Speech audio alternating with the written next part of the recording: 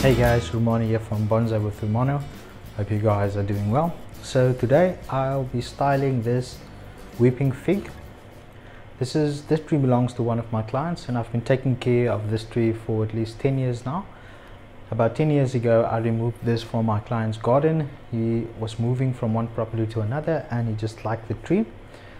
So what I've done is I styled the tree into an informal upright, and the tree has since gone back to the client. It's been neglected. Some of the branches on the left hand side died off, and what I've done now is I've kept the tree with me for 2 years so that I could just save all the branches that I could, and what you'll see, all the growth on here is I haven't trimmed back on this tree. So it's quite interesting to see how many branches have actually just died off. And the initial idea was to graft branches onto the left hand side of the tree, so grafting these via thread graft over to the other side and grow them all on the left hand side. But I've since changed my mind. It's just going to take too long to get the thickness of these branches on the right hand side to on the left hand side, so I thought it would just be a quicker bonsai if I use these 1, 2, 3, 4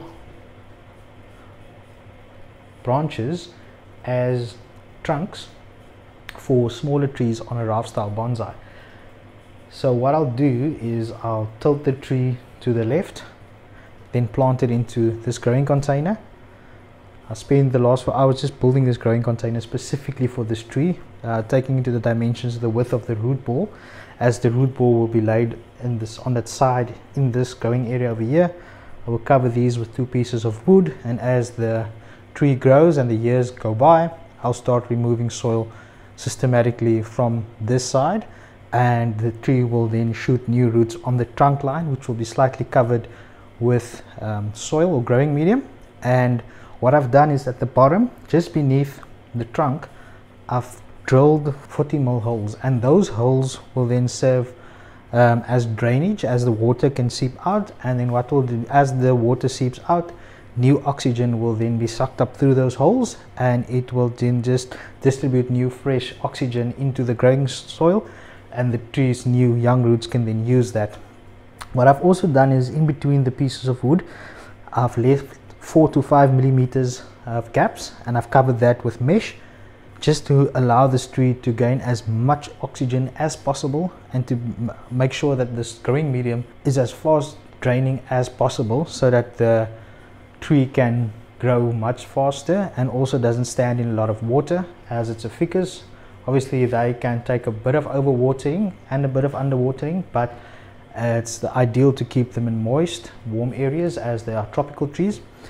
And then after I've now removed the root ball from the trunk and the new roots have now shooten out at the bottom over here, this tree will then be ready to go onto a bonsai pot or a piece of slate, whatever then will work perfectly with this tree. So as we're styling this tree now, we need to take in mind the raft style, a tree that has fallen over, and then the branches on the one side then have taken over and I've created a mini forest. So that's what we will be doing for this tree. So the first step will be now, so I'm going to take pieces of wood, I'm going to put it on the growing medium and then cover it up with cling wrap, and then I'll tilt the tree to its left. I'll remove all the branches that I don't want in the design. I'll style the trunks, the big ones, into position, wire the smaller branches, make sure they're all pointing in the right direction. And once the tree is completely styled, I will then remove the cling wrap and then plant the tree into this growing tray over here, and I'll take you guys through the entire process. What I'll do is I'll speed up the long working areas or the long sessions where I'm working on the tree, and if there's points that I think that you guys need to know or things that you guys need to keep in mind, I'll pause and explain those, and then just fast forward the long areas where I'm working on the tree.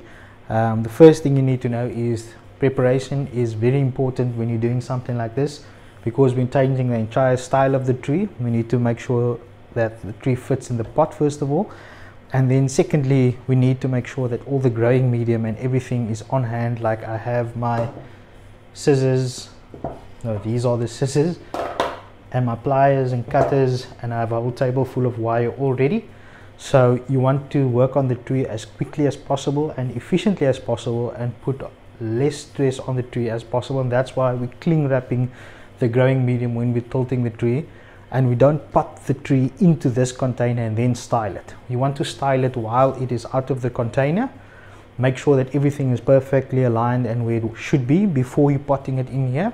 That way you spend less time on the tree when it's in the new growing medium and you're not moving it around. After the tree is now completely styled and you've wired the tree and you've done all the styling and it's planted into the new container, you want to leave this tree undisturbed for at least 2 to 3 weeks, because the small roots that will shoot can break off easily. So you want to make sure that this container is on stable ground, doesn't move around like this.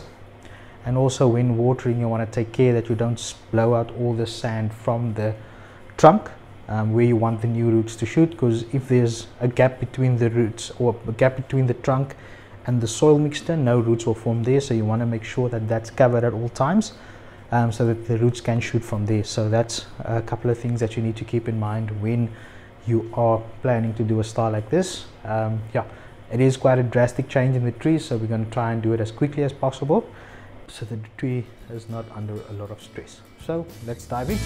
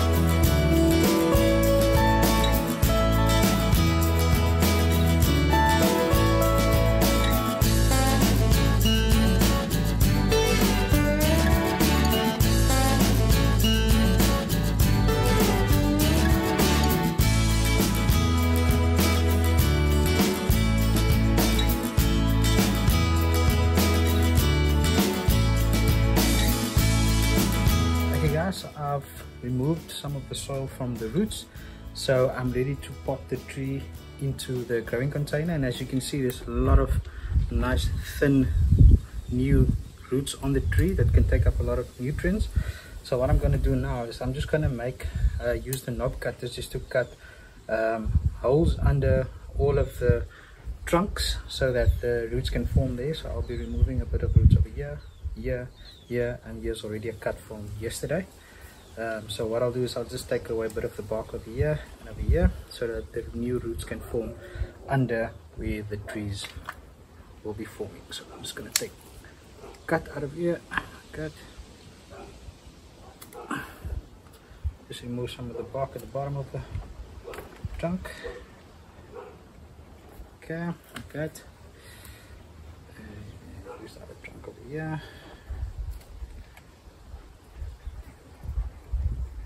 This one over there, and there's another one over here. I'm just going to remove a bit so that the new roots can form there. So I'm going to cut it in. Nice. This one over here just a bit wider. Okay. Some of that. I'll just remove a bit more here.